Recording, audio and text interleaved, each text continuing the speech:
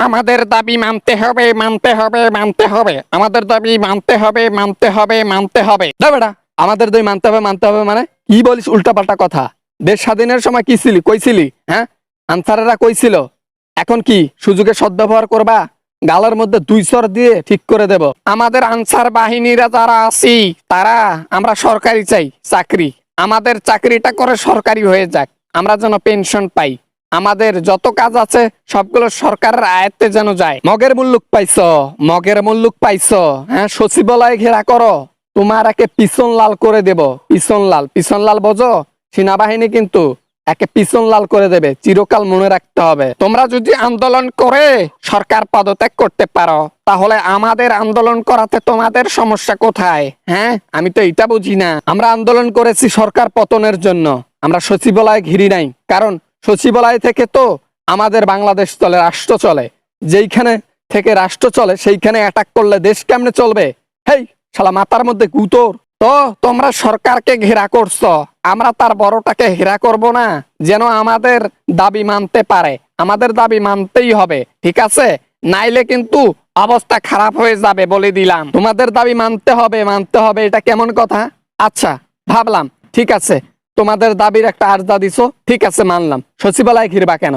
তোমাদের দাবি সুষ্ঠু যখন আমাদের দেশ হবে, তখন ভেবেচিন্তে যেটা করলে ভালো হয় সেটা করা যাবে। না না না, আমরা আমরা এতক্ষণ করে থাকতে পারবো না। আমরা ওই এত ধৈর্য নিয়ে থাকতে পারবো না। আমাদের চাকরি লাগবে, সরকারি চাকরি। আমরা যেন পেনশন পাই, মাসে যেন বেশি বেশি টাকা পাই।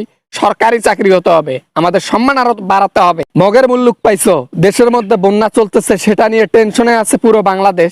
তার উপর আবার তোমাদের জ্বালা যন্ত্রণা। পিছন লাল করে দিলে পরে ঠিক হয়ে যাবা, টনটনা হয়ে যাবা। এইভাবে যদি লাগতে আসো তাহলে দেখবা যে জীবনে হারাইছো, বুঝছো? দরকার পড়লে আমাদের জীবন যাবে। স্টুডেন্টরা জীবন দিছে, তারপরও তো স্বাধীনতা হাসিল করেছে। আমরাও জীবন দিব, জীবন দিয়ে স্বাধীনতা হাসিল করব।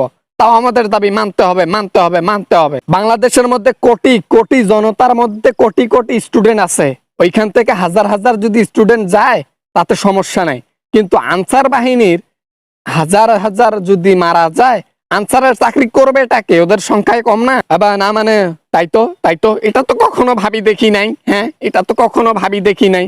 তা এখন আমরা কি করব? এখন তোমরা যারা সচিবালয়ে ঘিরছো, যারা সচিবালয়ে অ্যাটাক করছো, তাদেরকে শাস্তি দেওয়া হবে। ধরা হয়েছে, তাদেরকে শাস্তিও দেওয়া হবে। আর তোমাদের দাবি যেটা, সেটা বিবেচনা করে যেটা করলে ভালো হবে সেটাই করা হবে। এটা নিয়ে শান্ত শান্ত থাকো। না না না না না, আমরা মানতে পারবো না, আমরা এগুলা মানতে পারবো না। না না না না না, এটা সম্ভব না। আমরা এখনই সরকারি চাকরি চাই, আমাদের চাকরি এখনই সরকারি হয়ে যাক, এটা এখনই চাই। পিছনের মধ্যে মাইরও খাবা, পরে দেখবা তোমাদের স্লোগান হয়েছে আমার ভাইয়ের পেছন লাল, মনে থাকবে চিরকাল। ওই যে এর মতো, গোপালগঞ্জ বাসীর মতো, বুঝছো? আর্মিরা কিন্তু পিছন ছাড়া কোনো জায়গায় মারে না। মনে রেখে আন্দোলন করো।